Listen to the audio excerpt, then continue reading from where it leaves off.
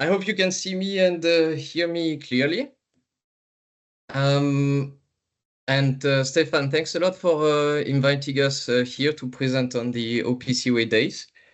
I'm going to share a small presentation, and I hope this will be of your interest. And I hope you will discover a bit more about what it means to do OPCDI, to have a companion spec, and what the journey means also for a manufacturer.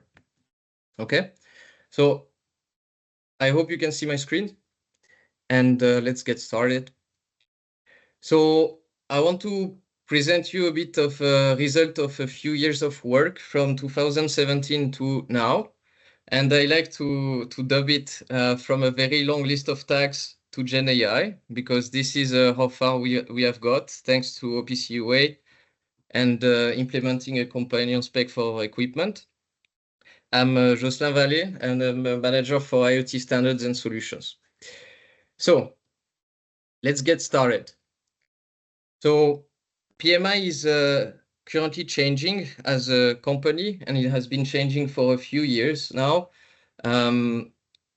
In terms of which products we put on the market, and that had a deep influence on manufacturing, which means production processes had to change, had to evolve.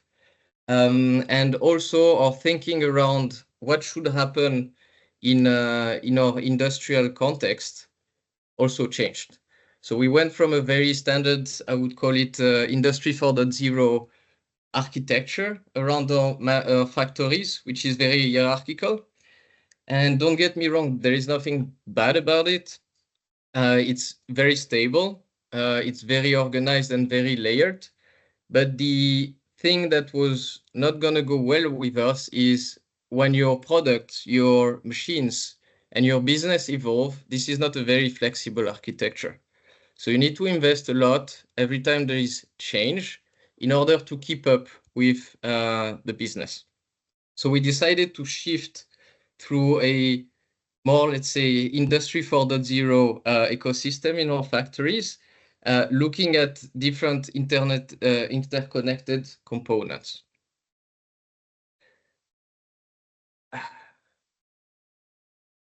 So also when you talk about Industry 4.0, there is a lot of talk about being data-driven, taking decisions, connecting, understanding, analyzing data, etc. And when you look at a factory, well, where is the data? 80% of it comes from manufacturing equipment. So when we went back to our equipment and starting looking at what was in the box, we figured out that we need to get to the next level, and we need to be part of an ecosystem where our machines are a digital service, in the sense of they need to provide data and information, and they need also to execute commands and be available for a whole different set of users. So other machines, system, new devices, and also a lot of different personas around machines. So operators that are doing and dealing with the equipment on a day-to-day basis, engineers that have to maintain the state of those equipments, scientists, if you are developing and producing new products, you need to understand how products actually behave in manufacturing equipment. Analysts, of course, for performance, and managers to keep trying to get to the next level of efficiencies and to understand really what happens on the shop floor in a data-driven way. So now, when we started this journey and we started opening the box, this is the kind of things, and I dub it the very long list of tags problem. So we would go to machines and we would start seeing tens of thousands of tags. And I had to kind of, obfuscate a bit the data, but it's the tag names here are very cryptic. And when you go to this type of equipment and you go to one machine, you start looking for data to fit different use cases. You have needs for a dashboard for reporting, or you need to analyze some particular stops or let's say chronicle issues on your equipment, well, your problem when we started was equivalent to find a needle in the haystack. So a lot of tags, unstructured, not a lot of context. And this is one example for one machines. We have hundreds of those.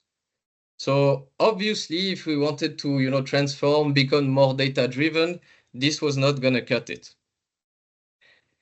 And I also will go and look not only from, data user point of view, but also for the person that has to actually maintain all the technical infrastructure and background to actually be even able to communicate with those machines. So the problem is we had lots of languages. So one machine from the next could talk very different protocols, sometimes very well-known ones, sometimes completely unknown with no documentation, and a lot of mystery boxes, as we used to call it when we would open a new machine to see what we could get out of in terms of data. And also, not only that, but every single machine would have its own vocabulary, in the sense of it would have process-specific, OEM-specific, equipment-specific data in there that would not be structured or contextualized. So even if you could get to the data in a technical sense of it, it would be very hard to make sense out of it. So since I would say I'm a fairly simple person at the end of the day, we decided that no more like hundreds of languages and different vocabularies, we need to use one. It's a bit like I'm talking English to you today, and I use a certain vocabulary that hopefully you do understand. We said this should be the same for our machines. So we decided that OPCUA would be the English of our machines, so that everyone could actually understand what type of information, what the structure is, what the context is around this equipment. And for that, in 2017, if I'm not wrong, we actually called for a meeting and a working group to be created to actually define what should be the language and the vocabulary when we are dealing with tobacco machines or tobacco equipment. And this is the TMC working group. So we worked quite hard and we developed a specification that is 150 pages. Keep that in mind for later. And we went down on the journey. And here, what is really important is it's not only about looking at a technical communication standard and to look at the technical specification, it's shifting your perspective when you look at a machine. A machine is a physical asset. We know that it's on the shop floor, it's there, but you need to start thinking about it as a digital asset. Remember, we want to be data-driven. We want to solve problems faster thanks to data, and we want to be Industry 4.0. So that means you need to look at your equipment also as a digital asset. And with a companion spec and with OPCUA, you are able actually to structure how that digital asset will look like.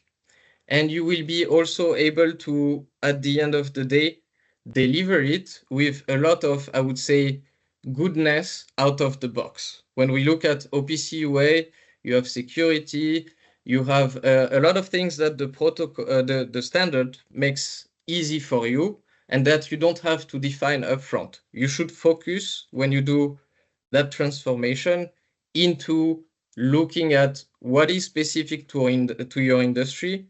How can you make that as close as possible to business use in terms of representing the data? Okay, so once you actually look at equipment this way, you start seeing a lot of benefits. And here I will go one by one, but I try to be synthetic.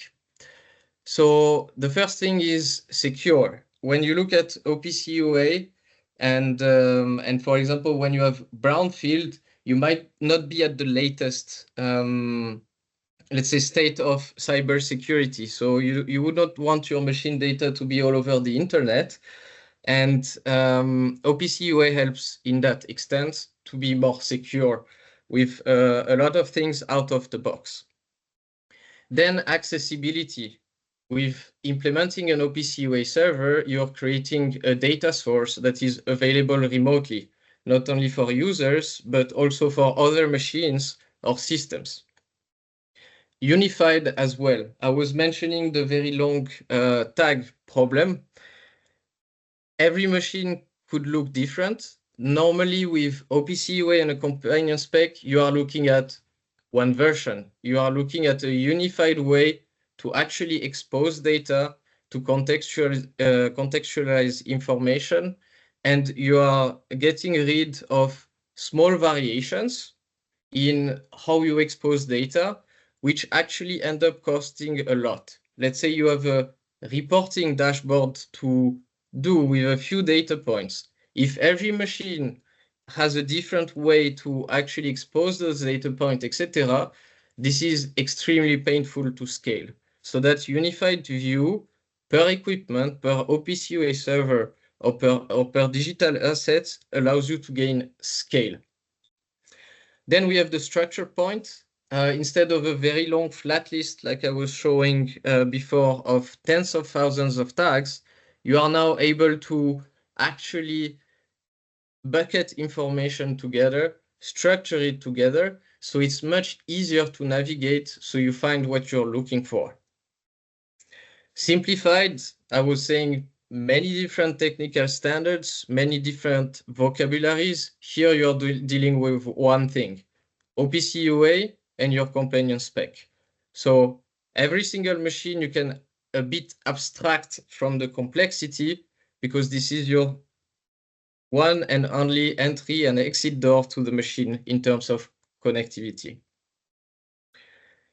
And at the end of the day, also contextualize. So doing OPCUA properly means that you need to invest some effort into adding metadata around simple, what you would call tag previously. So you are actually able to make sense out of it without having to have a lot of machine expertise. And that is very important, especially when you have a dynamic business where manufacturing has to adapt fast, new processes have to be ramping up super fast.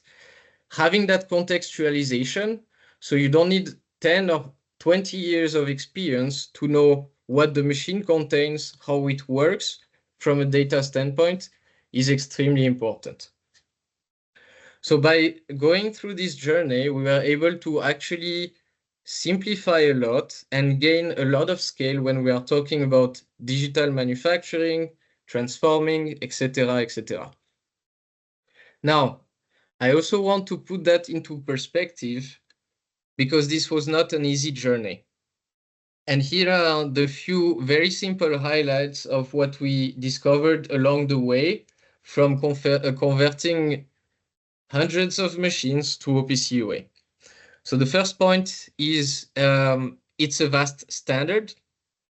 It requires a lot of skill, but also a lot of focus in what you want to do first, what is your priority, and how you should progress through that transformation. So here, really having the right people, the right organization, the right partners, and also having the right focus to actually go through that journey, because it's not a one-step overnight change. To switch is extremely important. Then you have a lot of disparity of manufacture of different equipment suppliers or providers. I think my colleague in the previous presentation was also highlighting that point. So it requires governance. So to keep your assets a bit tidy. Now, what also, I would say you get what you ask for, which is the third point. When you start doing OPCUA and a companion spec, you find yourself generating a lot more data. This from the machine directly to the cloud. And again, my colleague previously was mentioning some older generation of equipment have trouble running, for example, a complex OPCUA server with, I don't know, 30,000 nodes on it. So you need to have things in place to mitigate that. Network is the same. You are starting to send a bunch of more data to your systems to consume, and the whole infrastructure basically has to scale a lot. And now that you are having now an asset as an OPCUA server, you need to maintain them. Think a bit about a smartphone. When you buy a smartphone, you get, for example, iOS, and then you get regular updates. You need to think about your machines and your digital assets with that in mind. And now, also one other point to translate to transition to the second side of this presentation is there is a lot of text. We have 150 pages just for the companion spec, and I would ask Stefan how many pages there are for OPCUA as a whole, but it's probably in the thousands. Okay. And that used to be a bit of a problem. I remember getting new engineers, and I would ask them to read this specification, and I'm not sure a lot of people enjoyed doing that. But now, since it's 2024 and we have to talk about Gen AI and this type of things, I will transition to something we are now working on, which I believe is thanks to having OPCUA and a companion spec. And I will start by saying that text in 2024 start to be quite a good thing. So it's a stark contrast with 5 years ago, and this thanks to large language models. You might ask, why are we talking about this? So as a manufacturer, one of the dreams would be, can I get my manufacturing users to directly to insights and analytics? How can I make that democratized? I want my users to actually be able to think, to improve in a data-driven way. And this, if you remember one of the first slides, 80% of that data comes from machines. So you would like your users to be directly, let's say, in touch with the insights and analytics that would come out of a machine. For example, to answer these few questions. So what are the best settings for this material? I have a new material presented in front of the line. I need to adjust my equipment parameters. Can I get actually some nice suggestions from, historical data? Or I'm about to do a new PO on a process order, sorry for the technical term. What do I need to pay attention to? What are my chronicle issues? Or how are my quality measurements for the past 30 minutes? Or what's my OE? Very simple answer. Here, either you have readily available dashboards, reports, databases, tables, and views to basically answer any and every question of every manufacturing users. I would say good luck with that, or you need to do something a bit smarter. But here, this is where reality usually hits. There is a lot of knowledge barriers between a typical manufacturing user and the insights and analytics they are looking for. So you have the production process knowledge, then you have the OPCUA knowledge because the data comes in with an OPCUA package. You have your companion specification, then you have the machine specific information model. Then all that data is probably in a database somewhere. So you need to know how to retrieve, to look for that database, SQL, whatever. And then you need to apply data analytics. that those are a lot of different walls that you may hit and that may prevent you to get to that self-service or democratized insights and analytics. So why is text good? Well, in our case, we have a companion specification, we have the OPCUA standard, and we have OPCUA servers with a lot of text inside, a lot of text that is describing what the data is, what it represents, how it looks like, how it's specific to a machine, etc., etc. Well, in 2024, we have some great AI algorithms that are able to deal with text. And actually, if you look at those walls, you could actually start removing some of those by just asking a large language model those type of questions. And I will just finish with a very, very small example to show that it's already on the way. So here was a simple question that we would actually go to when we talk to an OEM, or we would ask how or where to find certain types of data in a machine. And the answer from a fairly small, actually a few billion parameters, large language model that was giving a clear indication and a clear answer as to where or how to actually model certain types of data. So that's a very small step, but this is really showing that as you go ahead and as you continue to actually generate a lot of structured information, you will be able to get closer to a much more flexible, democratized, and self-service access to your equipment data. So voila, that's my presentation today. I wanted to keep it fairly short, and I hope I made it in time, Stefan. And I hope you enjoyed a bit that journey. We also will publish with the OPCUA Foundation a success article where there will be a bit more details and use cases over there. So please go and have a look if you are interested. And yeah, thank you very much for your attention.